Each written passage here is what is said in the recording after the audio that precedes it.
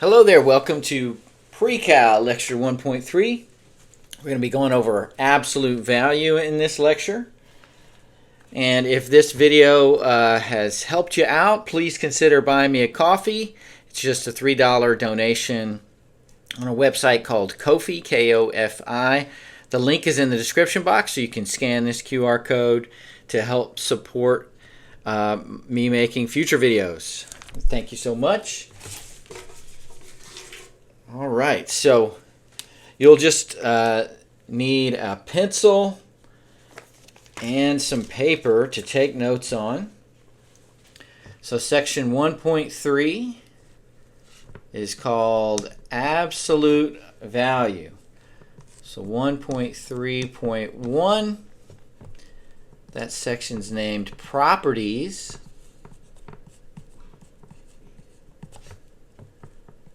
of absolute value.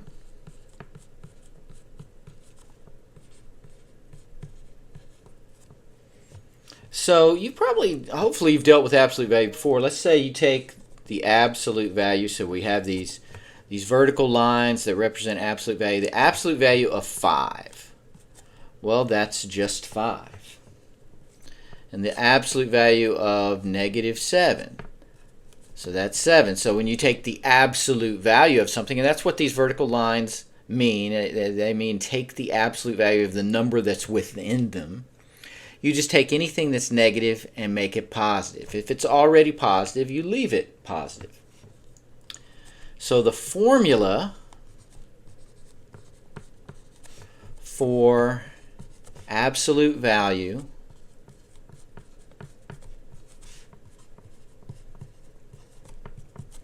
is the absolute value of n is equal to n if n is greater than or equal to 0, and negative n if n is less than 0. Now that might be confusing to you. How could it be negative n if it's an absolute value? Well, let's think about that. Let's say that you're trying to take the absolute value of -7. All right? So negative n means you would just put a negative out front, and two negatives make a positive. So that's how it works. All right, some properties of absolute value.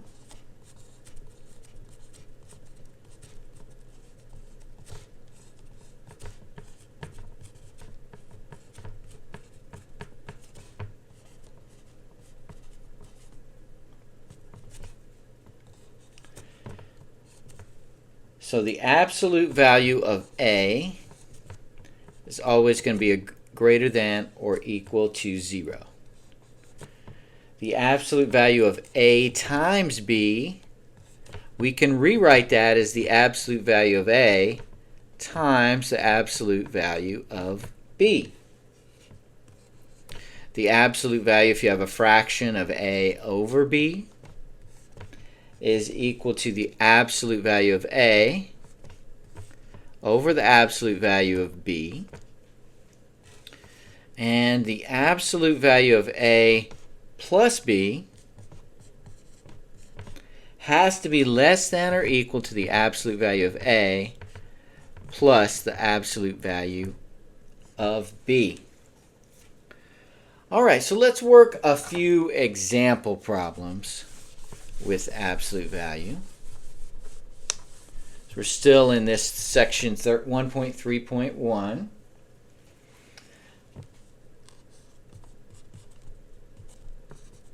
All right, let's say we want to take the absolute value of 8 minus 12. Okay, so what you want to do is work inside out.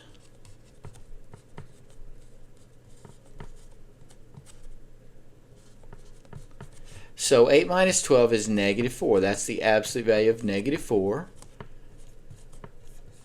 which is just going to be 4. Let's say we have the absolute value of -4 times the absolute value of 3.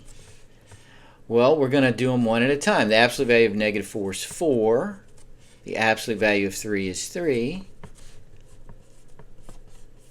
So that is 12.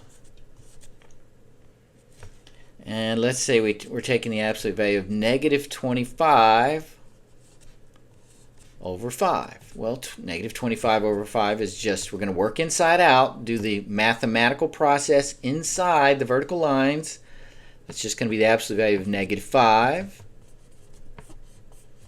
which is equal to 5.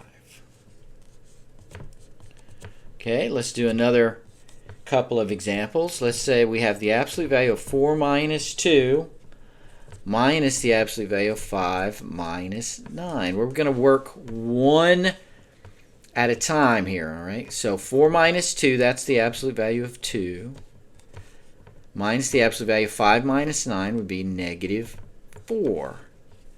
So that's going to be 2. Absolute value of 2 is 2. The absolute value of negative 4 is 4. 2 minus 4 is negative 2. So we can have not an equation here, but a mathematical operation involving absolute values that give us a negative answer. All right, and B, let's say we have inside the absolute value sign 2 times negative 3 minus negative 8.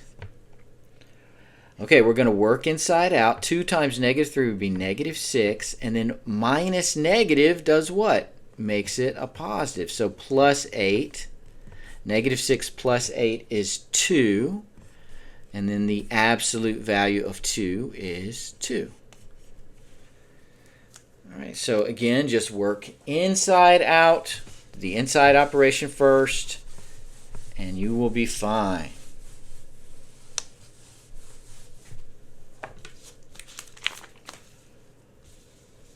Okay, we're still in this 1.3.1 section. Let's do one more example. Let's evaluate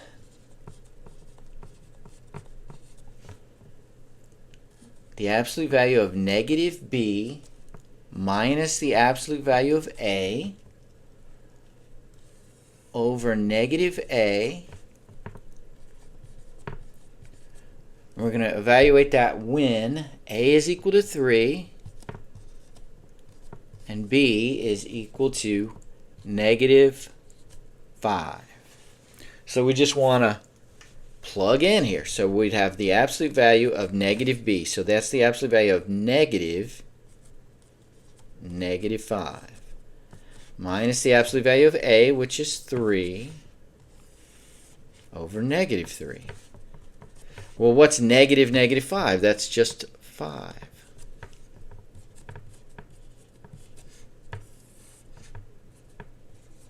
All right, the absolute value of 5 is 5. The absolute value of 3 is 3. So that's 5 minus 3 over negative 3. Well, that's going to be 2 over negative 3. And most people would just write that as negative 2/3. All right, negative 2/3. Okay, let's start a new subsection here.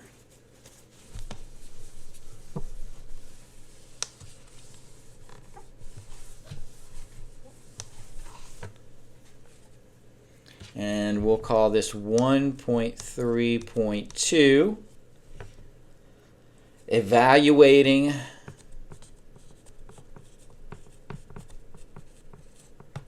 absolute value expressions. So my whiteboard's making a little noise here. Try to fix that before the next video.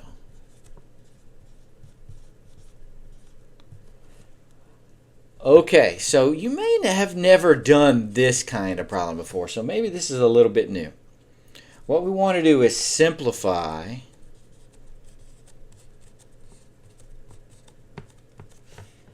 the absolute value of 1, so we've got a big absolute value symbol, 1 minus, and the absolute value of 4 minus pi over 2 times the absolute value of 3 minus pi. The absolute value of that whole thing. Well, pi is approximately equal to 3.14, right?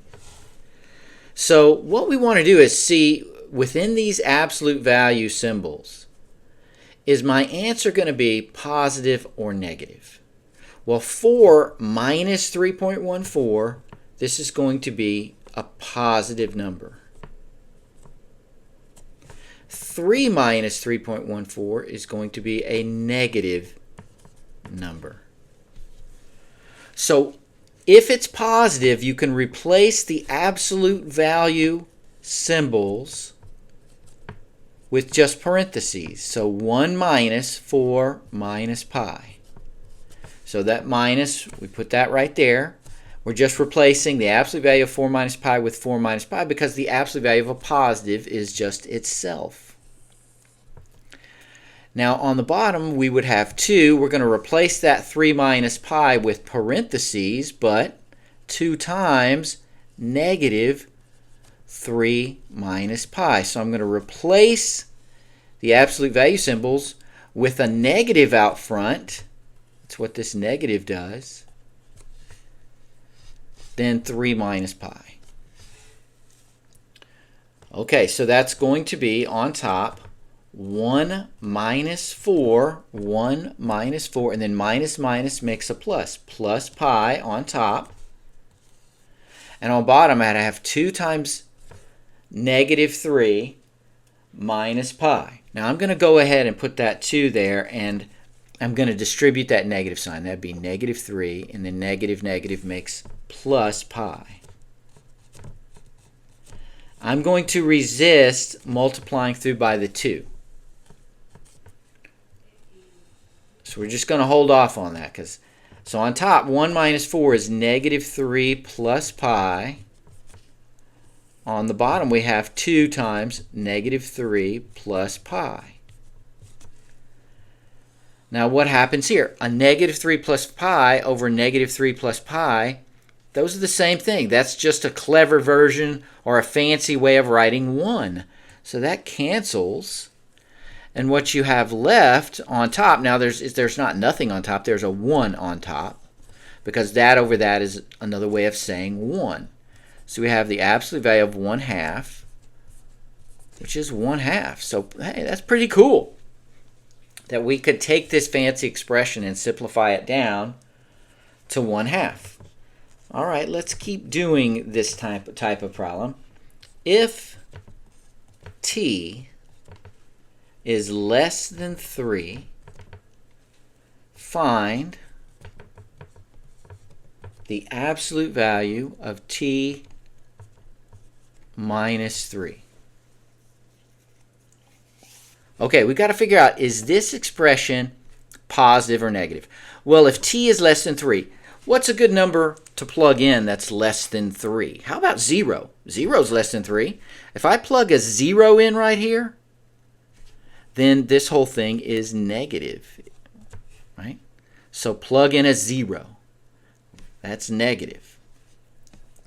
So we could rewrite this as the negative out front, t minus 3. We just put the t minus 3 in parentheses, but we're going to put a negative out in front of it.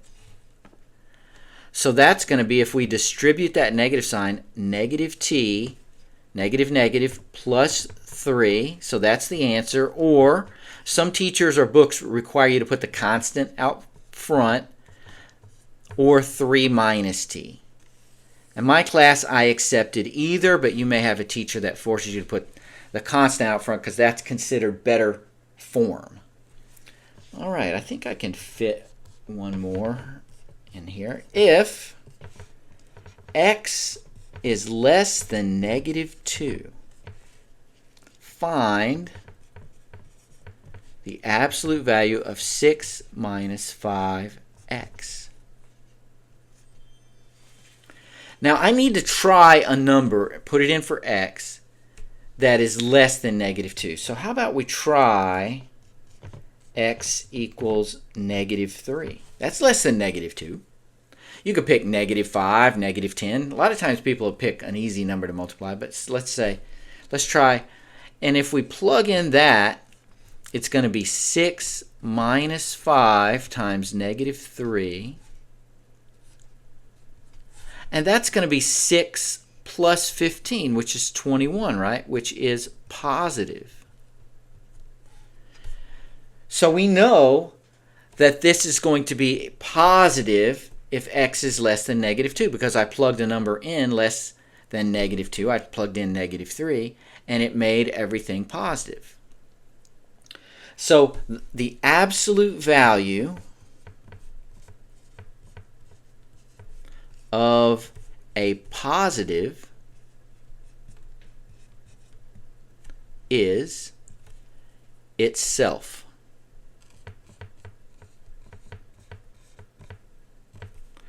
So that means the absolute value of 6 minus 5x, if x is less than -2, is just 6 minus 5x. If it's itself, you can just remove the absolute value symbols, and that's what you have. All right, let's do a few more. Make sure you got this down and you're ready for that homework. So we're still in 1.3.2.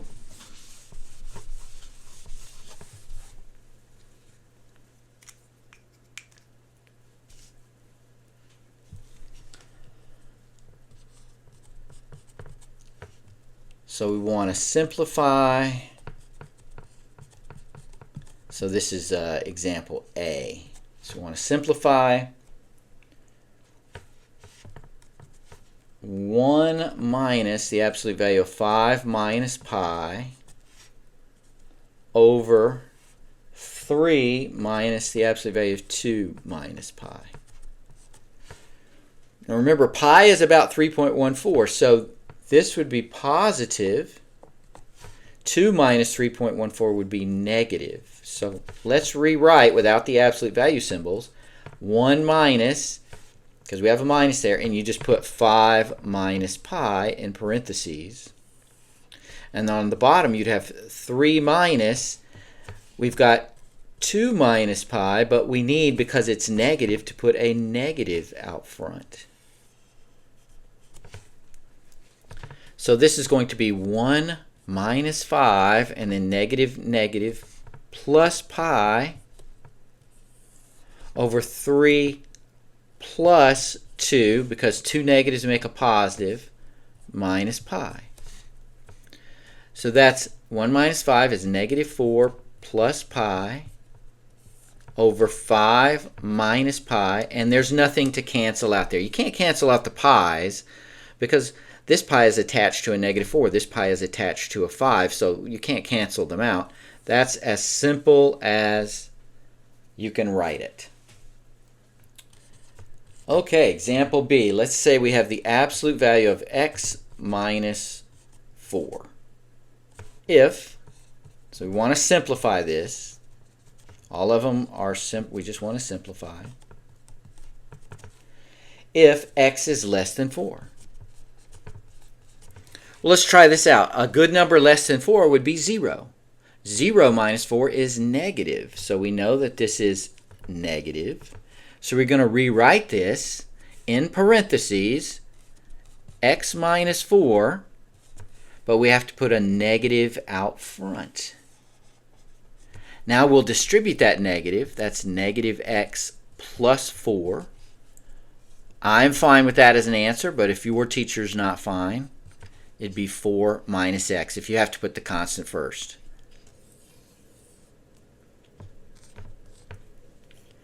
All right, last one. We have the absolute value of negative x minus 6 if x is greater than negative 6. Well, what's a good number to plug in here that's greater than negative 6? I always like to plug in 0. So if we plug a 0 in for x, that'd be 0 minus 6. If we plug in a 0, this is going to be negative. So we're going to replace the absolute value symbols with parentheses, but we've got a negative out front. Now I'm going to distribute that negative. Negative, negative, that'd be positive. Negative, negative, positive. And you would just have x plus 6. All right, pretty cool. So your homework for this lecture is worksheet 1.3.1 dash 1.3.2. It looks like this. So make sure you show all your work, and the problems are pretty much just like what we did in the notes today. And there you go. So before I end this video, again, I'll remind you that you can support my channel by buying me a coffee with just a small donation. Link in the description box, or you can use that QR code. And I'm into collecting music, so the vinyl of the day is a band called Genesis. And this album that I have up on my wall is called Duke. I don't know if you can... So the band is Genesis. The album name is Duke. I like the artwork on this with the really big guy with the tiny head. But a great album. It had two hits on it. One's called Misunderstanding, and the other is Turn It On Again. So give this album a try. I'll link that in the description box. And I will talk to you next video.